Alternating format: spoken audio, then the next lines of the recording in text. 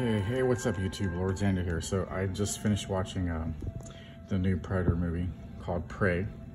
The character we see walking here, I'm gonna lower the volume so I avoid the music copyright claim, is Naru. So she's a young Comanche woman in a Comanche tribe back, I believe this movie takes place in 1719. So approximately 300 years before the first Terminator movie. So this is kind of like a prequel. So this is a scene with Naru and her mother, you know, doing, you know, the duties and chores of women back in the day. Again, to judge that culture and how the roles of men and women by today's standards is just, it's BS. And that's all I'm gonna say about that. So there's a cringe line that's gonna come up here in a second.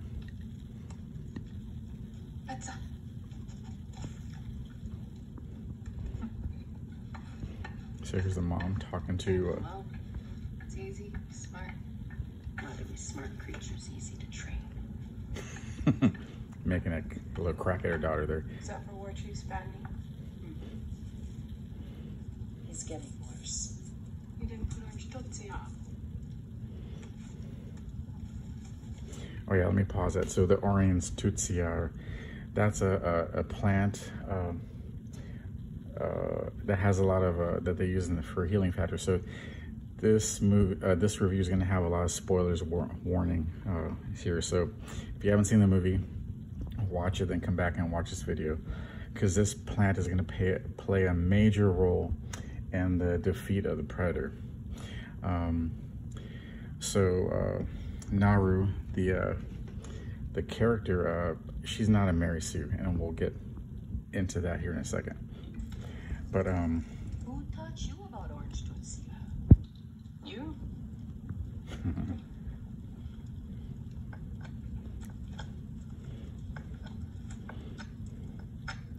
So she's sharpening her little axe.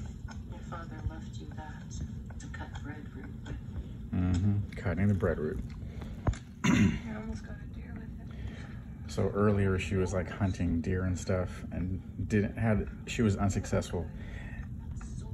Oh, here we go. Cringe line. Why do you want to hunt? Because you all think that I can't.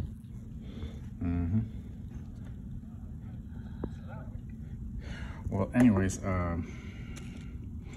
so in the Prey movie, the character, Naru, is really just, she has this strong desire to be, you know, a hunter, not a warrior. So I want to stress that she wants to hunt, because I guess, you know, from her perspective, I'm going out and gathering roots and, you know, doing the quote unquote womanly chores is kind of boring to her. She wants to do what her brother, Taabe, and her father did. Apparently her father taught her some stuff. I'm getting the impression that her dad taught her some of the Comanche ways and stuff, probably against the norms of the tribe and stuff. But hey, you know, there's always in individual cultures, individual decisions, a father teaching their daughter stuff, and that's fine, you know, no problem with that. I want to say the movie Prey that came out today, Friday, it's good. I believe it sticks to the core of the Predator. Now, are there issues with this movie? Are there problems that kind of plague this movie? I say yes, there are. And I'll get more into that later. So anyways, there was this kind of back and forth between the brother Taabe and Naru that's, you know, playful, you know, like an older brother and, you know, younger sister type thing, competition. It's friendly. I don't see anything cringe about it. And I say it adds a lot of character development, especially for Naru, to play off her brother and the other warrior. So the cool thing about this character is she's not a Mary Sue, which is refreshing. There's the Predator ship. So apparently this is the first time the Predator ever came to the planet Earth to hunt, which I would very much like to not think that's the way. But anyways, the predator. The negative thing about this, the CGI isn't the best. The shimmering effect of the predator's cloak is nowhere near as good as the predator cloak. So I know there's probably a artistic kind of director purpose for doing this, but I didn't like it. I also didn't like the look of the predator. I know that there's different, of course, tribes or quote races of predator, as shown in the Predators movie. The larger and smaller predators, but anyways, the predator itself, and let's talk about the positive thing. The predator in here is brutal. Oh man, he is just slaughtering the Comanche braves, the men, and these French like fur trappers, hunters, just like indiscriminately.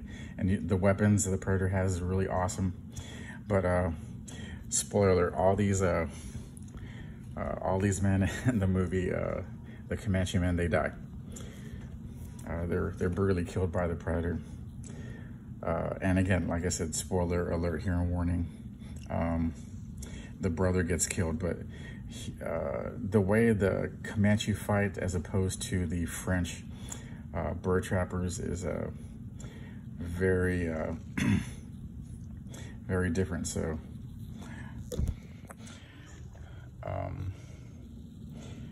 it's good. I love the weapons that he used. There's not a plasma cannon like in this first movie, but the weapon the predator uses does have high tech. And the predator hunts a snake, a rattlesnake, a wolf, and a bear in this movie. So the way he takes out those animals is just really awesome. And the reason the Comanches are going out and about, and this is Taabe here, is that another one of their tribesmen gets hurt because he was hunting like a big cat, like a cougar, mountain lion, or whatever. And the predator spooked the cat, and but of course the cat, as they refer to the in this movie, I believe the rough translation is like lion. But yeah, again, the CGI is eh. But again, this is Fox before Disney bought it. So and again, yeah, that's just awesome, the way the predator takes out things. And I really hate that shimmer effect, that kind of little, I don't know, pixel thing, something or other. But anyways, the dog is really cool in this movie. I love that dog. I wish I had a dog like that. But the tribesmen, the other Comanches don't like Naru. So unlike a Mary Sue, like we've been seeing, she's not the best as ever. She fails at hunting the bear, and of course she's the main character of the movie, and there's nothing wrong with that. I think she's a pretty fairly decent character. So she isn't liked by the other Comanches in her own tribe. Her brother, of course, her brother is her brother. She loves her, but he gives her a hard time. But yeah, so the predator was hunting, probably both the Comanche warrior that we see injured here and the lion. So you get to see the ingenuity of the Comanche tribesmen. So she's trained by her mom in the healing arts. So she basically saves the life of this Comanche warrior that got injured by the cat. So that's pretty cool. I mean, she has some skills, and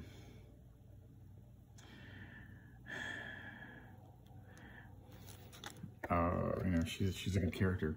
But let me just kind of just stop this movie here.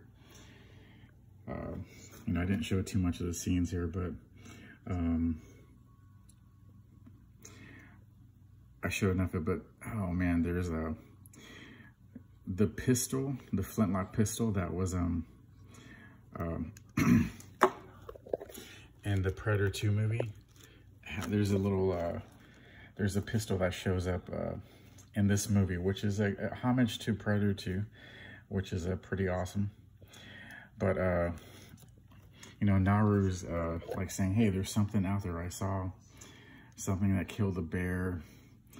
It's dangerous, don't go out there. She wants to, like, you know, protect her brother. So that's kind of cool and noble, but, you know, she's getting flack because, you know, she's a girl. So again, by the standards of how women had their roles 300 years ago, cannot be measured and judged by the standards of, you know, what women do today. In terms of being, like, you know, hunters and warriors and providers and all that other stuff. But, anyways, I'd say it's a good movie. It's very watchable. It follows the lore of the Predator because you know, the Predator you know, could have killed Naru a couple of times over. You know, of course, she has the plot armor in the movie, but the Predator will not kill any creature that is deemed not a threat to it. You know, that's not worthy of a hunt, that, you know, couldn't harm it. So being unarmed, being,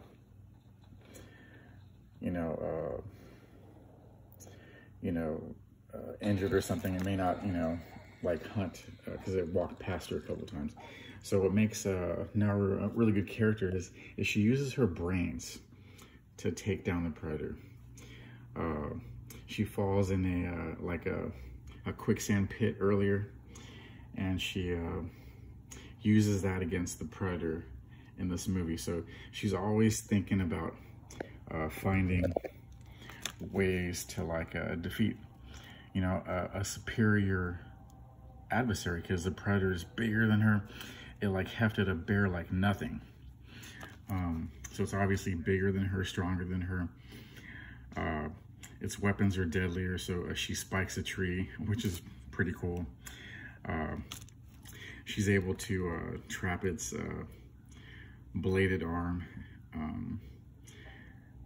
and stuff like that. So I would recommend watching this movie. It's a good movie. It's not as good as the first Predator, or maybe even the second Predator, but it's a good movie. It's better than the I would say it's, you know, it pays really good homage to the Predator IP, the essence of what a Predator is. And again, the way this Predator looks, and even the way these other Predators look in here, or even in Aliens vs. Predator, the look is not good in the Prey movie. But anyways, that's my review of this movie. And, you know, it's not bad. I say it's a good flick, and the character of Naru is likable. She's not a Mary Sue. You know, she has moments in the movie where she actually gets her butt kicked by several of the other, you know, Comanches. She's fighting, you know, men. Now, she gets some good licks in.